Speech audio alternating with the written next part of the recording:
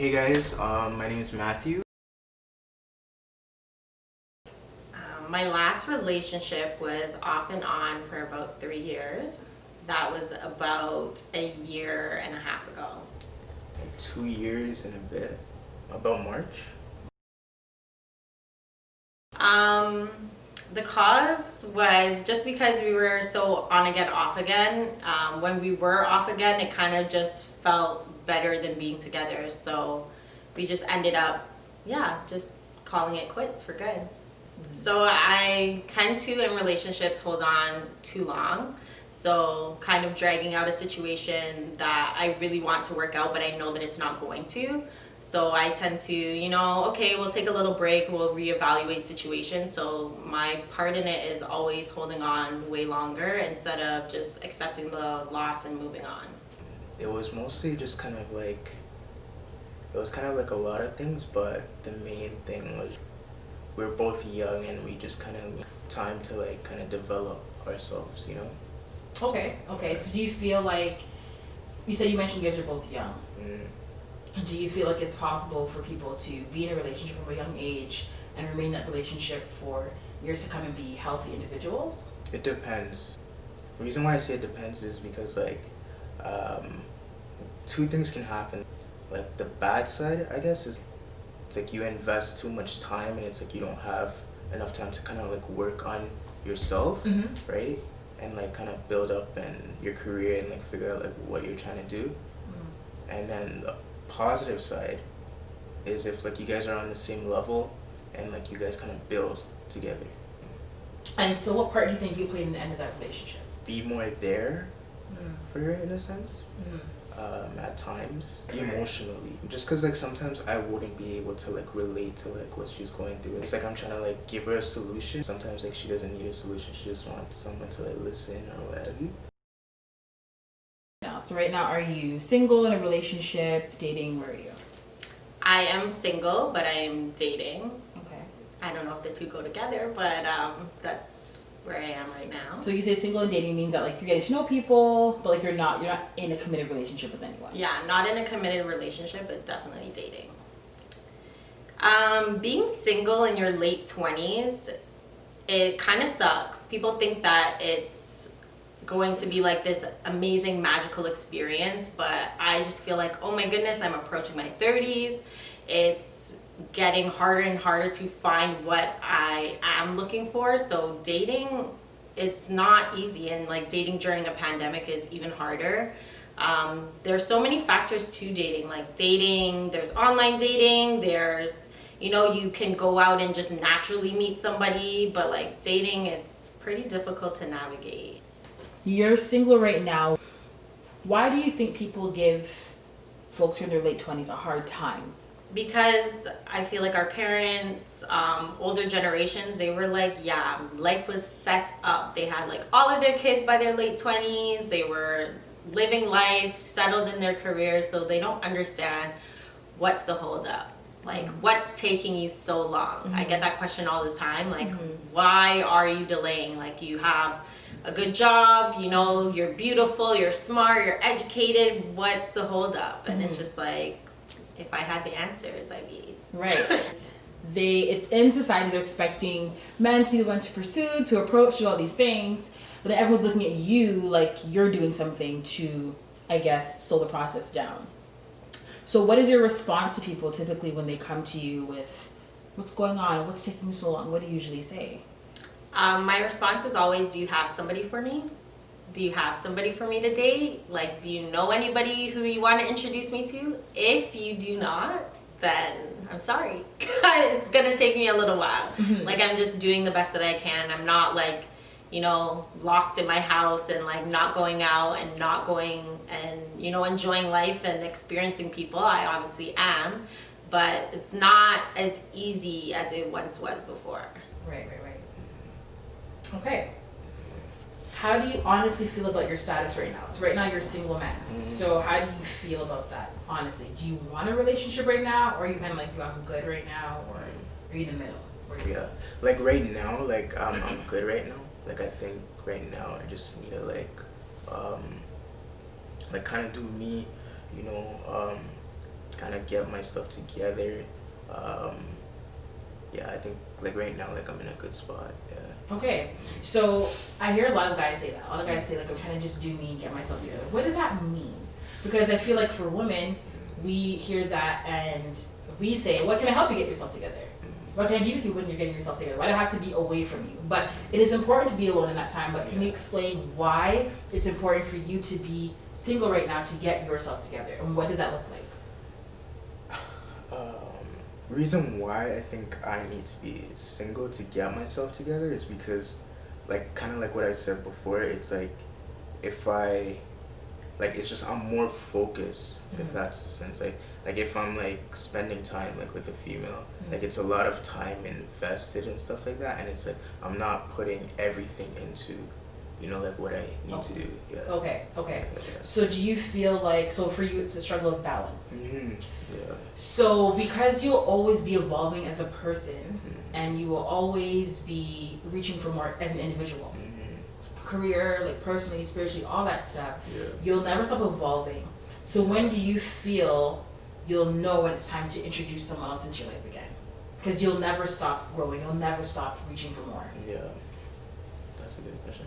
I think I just like know, like it's like I have more certainty in like my career and stuff like that, and I kind of know where things are going. I think that's whenever like I'm completely ready to be like, okay, you know what, like I think it's time to, you know, kind of like settle down, get into a relationship, you know, kind of build with someone. So for you, is it an age that you're waiting to settle down, or is it just more so, like you said, a feeling? I think it's more of a feeling for me. Okay. So if you get that feeling, let's say next week, you're okay? Yeah. Are you sure? If it came, but like I doubt it, but like yeah. For you being single now, does that mean that you don't entertain women at all? Does that mean that you don't have a lot of So, because you can say you're not in a relationship, but for you being single, does that mean like I'm not talking to anybody, I have no flirtatious conversations, I'm literally zoned in on myself? Or is it like, you know, I talk to one, two girl here and there, but I'm not committing to anybody? What does that mean? Yeah, it's kind of like I talked to a few people here and there, but it's like not like full commitment because I'm still trying to like at the end of the day like focus, you know, on me. Yeah. Okay. Yeah. Right.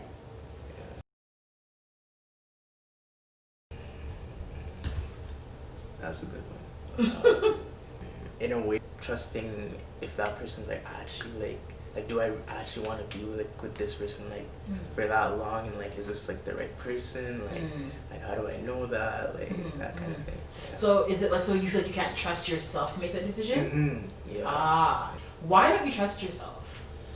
Why don't I trust myself? And how are you gonna fix that? That's a good one. I don't know, it's just like like I don't know, I guess like maybe I'm just like doubting myself or what have you, but it's definitely something that I want to work on, right? Just to kind of like that inner self, like be able to like just know whenever like okay, like this is the right person or what have you, you know.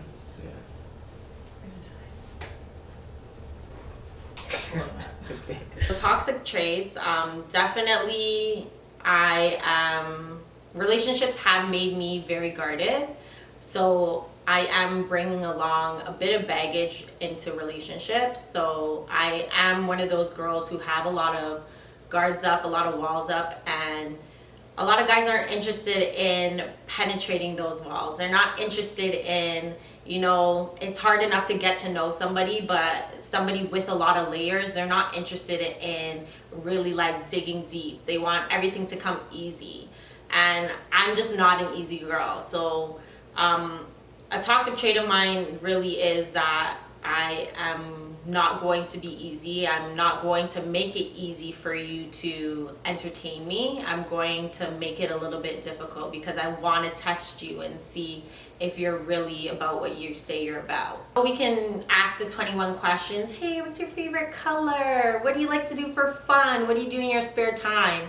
But for me, like, on my dates, I'm asking you questions like, what is your childhood trauma? Like, I want to get deeper. I want to know more than just the surface. Because the surface is what attracts you to somebody. But, like, if I'm digging deep, I really want to know if there's longevity there. And a lot of guys get a little bit turned off by the not so subtle approach, like the kind of in your face kind of, what are you doing? What are your goals? What are your aspirations in life? Like, people are kind of like, whoa, don't ask me the hard questions. And I'm kind of like, I'm going to ask you the hard questions. Wow. Okay, so my parents have been married for over, let's just say a safe number is 35 years. So definitely sticking through it and, you know, really being committed to it, like just the longevity of the marriage, definitely that is a bonus. They've also showed that marriage is really not easy, and yeah, it's tough when you are in something and you're committed to it, and sometimes it doesn't always look how you envision it. But they've definitely showed that, you know, we're in it for the long haul. We're definitely, you know, together. But I've seen a lot of things, not just in my own parents' relationships, just relationships in general, that, like, I've seen a lot of things that I would never want to mimic. I would never want to mirror. My parents, they have been together like for a while. I think it's like 25 or something years. Like, there's not much like people who are together for like that long, right? So it kind of shows that like it's still possible, you know, the longevity. Sometimes they get into their little fights and squabbles, right? But it's like the next day, like, they're laughing with each other and cracking jokes. You know, they're cuddling and like, you know, it's all good. So it's like I kind of like want that, you know. Love and romance especially, was not really high on the priority list. I didn't really see my dad, you know, bringing my mom flowers and, like, you know, all the Valentine's Day and the anniversaries, like really doing anything of a grand gesture. I think that their love language was like, oh, are the bills paid? Oh, do you have a meal tonight? Like, are you well fed? Like, romance for sure. Like, there was no, you know, I didn't see any date nights. I didn't see any whining and dining. And the affection, it was always like, oh, behind closed doors. It was never, you know, in the public and just like out for us to see. Like, if my parents were like hugging or like shared a kiss, it was always like, oh, you guys do that? Like, okay. So yeah, definitely seeing what they weren't doing, like, you know, because you grow up, you see like TV shows and movies, and you're like, ooh, like, this is what, you know, love and romance is supposed to look like. And seeing how your parents move and operate, it's kind of sometimes looks like the total opposite. So romance actually plays to one of my love languages. So one of my love languages is receiving gifts, and not just like materialistic things, like, okay, you bought me like a really nice necklace or earrings, or like you bought me a nice purse. I want the gifts to reflect that you're actually listening to what I'm saying. I want it to, you know, okay, so I'm paying attention. Those are the kind of things that I like. And romance to me is paying attention to the little details. Like, obviously pretty attractive to me. I think like someone that like motivates me to kind of be like a better man. Someone that's kind of like there in your corner to kind of make sure like you're, you know, becoming better every day. Someone that's positive. What else? Positive, kind person, kind-hearted. You know, free spirit kind of person. You guys can like make jokes together. You guys can like laugh. Like funny. Like, those are kind of like the traits that I look for. Okay, So I definitely want to be in a committed relationship. So I want to be committed to one person. I want to say, hey, this is my boyfriend. I want to be able to introduce people to said boyfriend. But just a relationship where communication is the top priority and it's just consistent. So it's consistent daily communication and we're just learning each other and growing with each other. Just learning, the do's and the don'ts, what makes you tick. I just want to know everything and I want to enjoy the process of doing so. I definitely want there to be a lot of effort. I want you to enjoy dating me, and so it's not so much as whining and dining me, but definitely the effort of getting to know me in a creative way. I'm definitely somebody who is all in. Like if I love you or if I like you, I love super hard. Like I am all about you. I'm always thinking about you. I'm just like head first, like I'm just in it and it's all about you. So you're going to always get genuine. You're always going to get something that's real and you're always going to feel like somebody is thinking about you.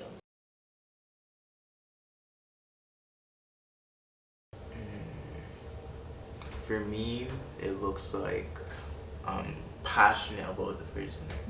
I'm passionate. I want to talk to this person often.